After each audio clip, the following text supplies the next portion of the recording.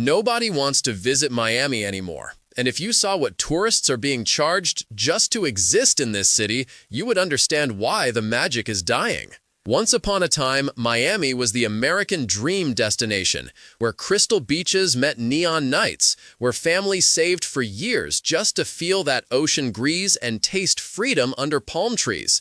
But something happened, something that turned paradise into a profit machine, and what you are about to discover will change how you see this city forever.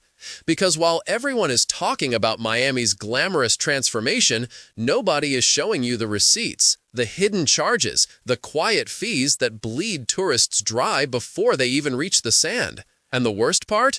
Most people do not realize they are being nickel and dimed until it is too late, until they are standing at a hotel counter, wallet empty, wondering how a simple vacation became a financial nightmare. Wait until you see what they are charging now. Because this is not just about money anymore. This is about what happens when a city forgets its soul. Miami used to mean something different, something pure. It was the place where Cuban exiles rebuilt their dreams, where Art Deco buildings stood as monuments to resilience, where the ocean did not care if you were rich or poor. It welcomed everyone the same. Families would drive down from the Midwest in station wagons packed with hope and sunscreen, checking into modest motels where the only fee was the room rate and maybe $1 for the vending machine ice. The beach was free, the parking was manageable, and a meal did not require a second mortgage. That Miami, the one your grandparents remember with misty eyes, the one where a middle-class family could actually afford to make memories, that Miami is gone. What replaced it is something else entirely. A city that looks at every tourist and sees not a guest, not a human being seeking joy, but a walking ATM machine that has not been charged enough fees yet. The transformation happened slowly, then all at once. It started in the late 1990s when developers realized that Miami Beach could be more than a family destination. It could be a luxury brand. South Beach got its first wave of boutique hotels, places that charged $300 a night and called it affordable. Then came the celebrities, the models, the influencers, turning Ocean Drive into a runway. And suddenly, the old Miami, the accessible Miami, started to feel embarrassed of itself. By the 2000s, the city was in full reinvention mode, tearing down affordable motels to build glass towers, replacing diners with restaurants where appetizers cost $40. And with each new luxury development came a new fee structure, a new way to extract money from visitors who just wanted to swim in the ocean their taxes helped protect. But here is what nobody tells you. The fees did not stop at premium properties. They spread like a virus, infecting every level of Miami hospitality, until even budget hotels started charging resort fees for amenities that used to be included. Until parking everywhere became a profit center. Until breathing the Miami air started to feel like it came with a surcharge. Let us talk about resort fees, because this is where the deception really begins. You find a hotel online. The rate looks reasonable, maybe $150 a night. You think you can manage that. You book it, feeling smart, feeling like you found a deal in expensive Miami. Then you arrive, tired from travel, ready to check in and start your vacation, and that is when they hit you. The front desk clerk smiles and says your total is actually $210 per night because of the mandatory resort fee. Mandatory, that is the word they use, as if you have a choice, as if you can opt out of this fee that was never mentioned clearly in the booking process. And what does this resort fee cover? According to the hotels, it pays for amenities like Wi-Fi, which should be free in 2025, like pool access, which you assumed was included when you booked a hotel with a pool, like fitness center access, even if you never work out on vacation. Like local phone calls, even though everyone uses cell phones now. Like beach chairs, which used to be complimentary when Miami actually cared about its guests. The resort fee is not about providing value. It is about hiding the true cost of your stay until you are trapped, until you have already committed, until saying no means sleeping in your car. And these fees are not small anymore. They range from $30 to $60 per night in Miami.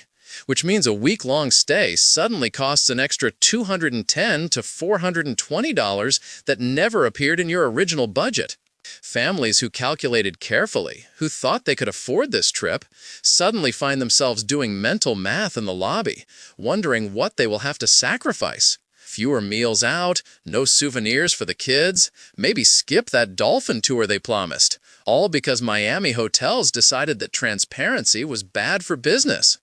But wait, it gets worse, because resort fees are just the beginning of Miami's fee empire. Let us move to parking. Because if resort fees are the appetizer of financial pain, parking fees are the main course that never stops coming. Miami knows that if you are visiting, you probably drove or rented a car, and that car needs to go somewhere, and that somewhere is going to cost you a fortune. Hotels charge anywhere from $30 to $70 per night for parking. Per night, not per stay, per night. So that rental car you were paying $50 a day for, it now costs you an additional $50 just to park it at your hotel. You are literally paying $100 a day to have a car sit still. And if you think you will be clever and find street parking, think again. Miami Beach has turned every curb into a revenue generator, with meters that cost $4 per hour, with time limits that force you to move your car every 2 hours or risk a $60 ticket, with parking enforcement officers who patrol like hawks, who seem to materialize the second your meter expires. Local residents will tell you they have seen parking officers waiting, literally waiting and watching a meter count down so they can ticket you at the exact second it hits zero. That is not law enforcement. That is predatory taxation, targeting people who do not know the streets, who do not know the tricks, who are just trying to visit the beach. And if you decide to avoid the hotel parking racket by using public beaches, you will discover that Miami has monetized the coastline itself. South Point Park, one of the most beautiful beach access points, charges for parking in surrounding areas where enforcement is relentless. Lummis Park Beach Area, the iconic stretch you see in every Miami photo, has metered parking that runs from 9 in the morning until 3 in the morning, 18 hours of feeding meters or risking tickets. Mid-Beach, where locals used to park for free and enjoy quiet stretches of sand, now has residential parking restrictions designed to keep tourists out unless they pay. North Beach, marketed as the affordable alternative, still charges and still tickets aggressively. The message is clear. Miami does not want you here unless you are wealthy enough to not care about fees. Unless money is so abundant that $40 for parking feels like pocket change. And if you are a middle-class family trying to make memories on a budget, you are not welcome anymore. You are tolerated as long as you keep paying, but the city will not make it easy, will not make it fair, will not let you forget for a single moment that you are here to be extracted from. Then there is the food and beverage situation, which has become its own category of shock. Miami restaurants have embraced automatic gratuity with aggressive enthusiasm, adding 18 to 22% service charges to every bill, even for parties of 2, even for counter service, even when the service was mediocre at best. This is not a tip anymore. This is a mandatory fee disguised as a gratuity, and it appears on your check in small print that you do not notice until you have already handed over your credit card. But it does not stop there. Many restaurants now add a living wage fee of 3 to 5% on top of the automatic gratuity, claiming it helps them pay staff better, even though staff still expect additional tips because the living wage fee does not actually go entirely to them. So now you are paying the menu price, plus tax, plus automatic gratuity, plus living wage fee, plus the cultural expectation to tip more on top of all that. A $70 meal for 2 becomes $110 after all the additions, and you are left wondering what happened, how a simple dinner turned into a budget crisis. And if you want a drink? Miami bars and restaurants charge resort prices everywhere, not just on the beach. $18 for a cocktail made with bottom-shelf liquor. $12 for a beer you can buy for $9 a six-pack at the grocery store. $8 for a soda that cost them 30 cents.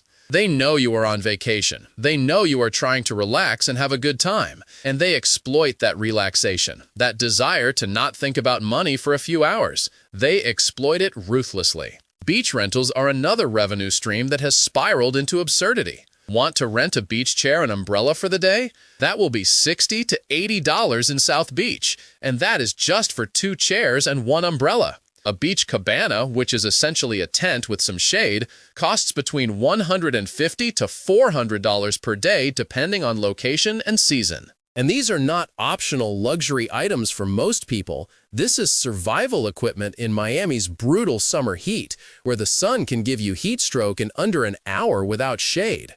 Families with small children do not have the option to rough it on towels all day. They need shade. They need a place to escape the heat. And Miami Beach vendors know this. They know desperation when they see it, and they price accordingly. What makes this even more insulting is that many of these beach chair companies have exclusive contracts with the city, meaning you cannot bring your own chair in many areas. You cannot set up your own umbrella. You are forced to rent from the monopoly provider at monopoly prices. This is not a free market. This is municipal corruption dressed up as beach service, and tourists are the ones who pay the price, while Miami officials cash the contract kickback checks. Let us talk about transportation, because Miami has made getting around a financial gauntlet. Taxis from the airport to South Beach start at $40 and go up from there, with drivers who conveniently forget to turn on meters or who take scenic routes through neighborhoods you did not need to see. Rideshare apps like Uber and Lyft have surge pricing that kicks in constantly in Miami, turning a $15 ride into a $45 ride during high demand, and in a tourist city, demand is always high. Rental cars, as we mentioned, come with their own parking nightmare and fees. But even public transportation, which should be the affordable option, has become complicated and expensive. The Miami Beach Trolley is free, but it only covers limited routes and moves at a pace that makes walking feel faster. The Metro and Metro Mover are affordable, but do not actually go to most places tourists want to visit.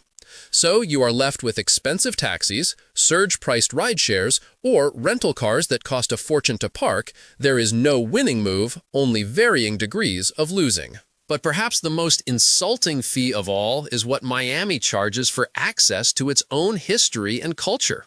The Vizcaya Museum and Gardens, a stunning historic estate, charges $28 per adult. And while the property is beautiful, you will spend most of your visit dodging wedding photo shoots that have taken over the grounds because the museum rents the space out constantly for private events. The Perez Art Museum Miami charges $16 for adults, which would be reasonable, except the permanent collection is small and the special exhibitions often cost extra. Even walking tours of Art Deco Historic District, which should be free exploration of public architecture, have been corporatized with companies charging $40 to $60 per person for guided walks that provide minimal information you could not get from a free app. Little Havana, the cultural heart of Miami's Cuban community, has become a tourist trap where every experience is monetized, where cigar shops charge triple what locals pay, where restaurants on Calle Ocho charge twice the price of identical food 3 blocks away, where even street musicians expect $5 tips for 30 seconds of music. The authentic Miami culture still exists, but it has been pushed to the margins, hidden in neighborhoods where tourists do not go, while the tourist districts offer expensive simulacra, hollow performances of culture designed to extract money. And if you have children, prepare for Miami to target your family with aggressive precision. Every kid-friendly attraction has become a financial trap. The Miami Seaquarium charges $57 per adult and $47 per child, and once inside, you will discover that swimming with dolphins costs an additional $210 per person, that the Ray Touch Pool costs extra, that even parking costs $15. Jungle Island charges $43 per adult and $33 per child, and the animal encounters that make the visit worthwhile all cost additional fees ranging from $30 to $150. The Frost Science Museum charges $34 per adult and $25 per child, which includes the aquarium and planetarium, but good luck leaving without hitting the gift shop where your kids will beg for overpriced toys and you will cave because you feel guilty about all the other fees you have been stressing about. Every attraction in Miami is designed with upsells, with additional experiences that cost extra, with photo packages you do not need but feel pressured to buy, with gift shops positioned at the exit so emotionally exhausted parents with whining children will pay anything to make the begging stop. This is not family-friendly tourism, this is family exploitation, and Miami has perfected it. Now let us discuss the hidden fees, the ones that do not even have names, the charges that appear on your credit card statement after you leave and make you wonder if you hallucinated them. Hotel minibar sensors that charge you $15 because you moved a bottle to see what was behind it. Automatic housekeeping gratuities added to your bill without notice. Early check-in fees of $50 to $100 if you arrive before 3 p.m., which is insulting considering the room was likely already cleaned and empty. Late checkout fees of the same amount if you dare stay past 11 a.m. Lost key card fees of $25 for a piece of plastic that costs hotels 50 cents. Safe usage fees in rooms, charging you to secure your valuables in a hotel that should be secure anyway. Wi-Fi fees in hotels that also charge resort fees, supposedly covering Wi-Fi. Newspaper delivery fees for newspapers you did not request and do not want. Energy surcharges and environmental fees that appear on restaurant bills with no explanation. Service charges that are different from gratuities but still mandatory. Credit card processing fees at some businesses, charging you extra for not paying cash. Even some Miami businesses charge convenience fees for paying your bill, as if accepting payment is a favor they are doing for you rather than the entire point of commerce. The psychological impact of all these fees is what nobody talks about, but it is real and it is damaging. You save for months, maybe years, for a Miami vacation. You budget carefully, you think you have accounted for everything, and then the fees start piling up from the moment you arrive. You do not feel like a welcomed guest. You feel like a mark, like someone being scammed in slow motion by an entire city that has forgotten how to value people over profit. Every interaction becomes transactional in the worst way. Every moment of your vacation is interrupted by someone asking for more money, by another fee you did not anticipate, by another choice between paying up or missing out. Parents argue in hotel rooms about money while kids wonder why mom and dad are stressed on vacation. Couples who dreamed of romantic beach walks find themselves angry about parking costs and restaurant bills. Solo travelers who wanted to find themselves in Miami discover they have only found resentment and buyer's remorse. This is what Miami has become. A place that charges people for the privilege of being disappointed, that monetizes every moment until joy itself feels like it has a price tag, and most people cannot afford it. The locals will tell you a different story if you can find them, if you can get past the tourist zones and talk to people who actually live here. They will tell you about the real Miami, the neighborhoods where families gather for Domino's and parks, where street food is authentic and affordable, where the beach at sunrise is still free and still beautiful, where community exists beyond commerce.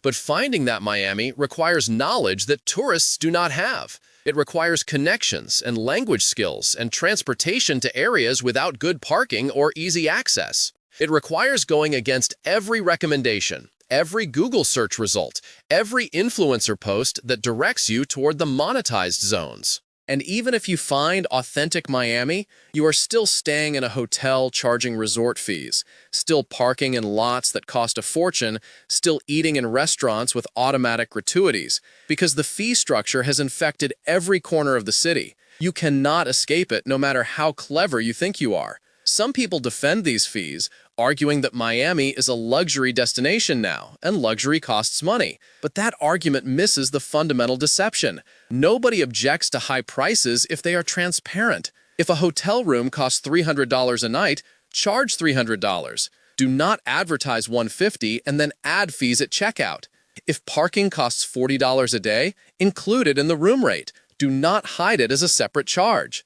If a meal costs $100 with service and fees, put that on the menu. Do not surprise people with additions after they have already ordered. The The problem is not the cost. The problem is the dishonesty, the feeling of being tricked, the constant nickel and diming that turns every transaction into a negotiation, every vacation moment into a financial stress point. Miami has chosen deception over transparency because transparency would reveal the truth, which is that the city has become prohibitively expensive for average families, that it has abandoned the middle class that built it in favor of wealthy tourists who do not ask questions about fees, who do not check bills, who tip 50% because money is meaningless when you have too much of it.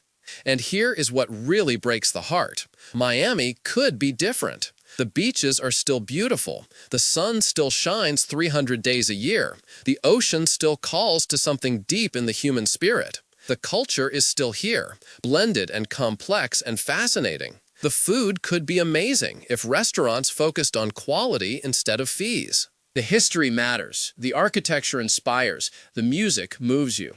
Miami has everything it needs to be a world-class destination that people remember with joy for the rest of their lives. But instead, the city has chosen greed, chosen extraction, chosen to view every visitor as a temporary resource to be drained before they leave. And the tragedy is that this approach is not sustainable. We are already seeing the beginning of the end. Tourism numbers are starting to decline, not dramatically yet, but the trend is there. Online reviews are brutal, with travelers warning others about the fees, sharing their shock and disappointment.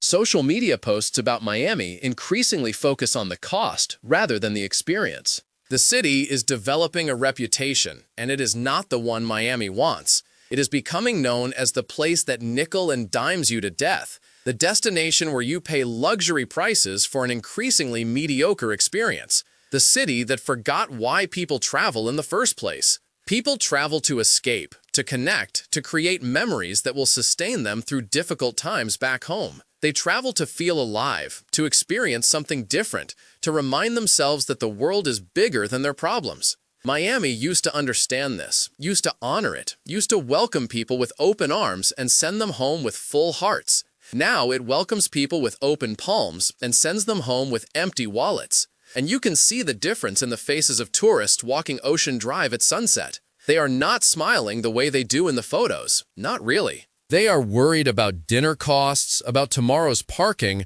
about how they will explain the credit card bill when they get home. This is not vacation. This is expensive anxiety in a beautiful setting. And Miami seems perfectly fine with that as long as the fees keep flowing. So what happens next? Does Miami wake up before it is too late? Before the reputation becomes permanent? Before families stop considering it as a destination at all? Or does the city double down, adding more fees, raising existing ones, extracting every possible dollar until only the super wealthy remain, turning Miami into a playground for the rich where average people can only watch from outside the gates? The answer will determine not just Miami's future, but the future of American tourism itself. Because other cities are watching, other destinations are learning. And if Miami can get away with this level of exploitation, why would not everywhere else try the same? Empty tables, empty beach chairs at noon, empty promises, empty feeling when you realize you have been played. That is Miami now. That is what happened to Paradise. And the saddest part is that people saw it happening. People warned this would happen. But profit always speaks louder than wisdom, always shouts down the voices saying, "Slow down," asking, "What are we becoming?" Begging, "Please do not turn our home into a tourist trap."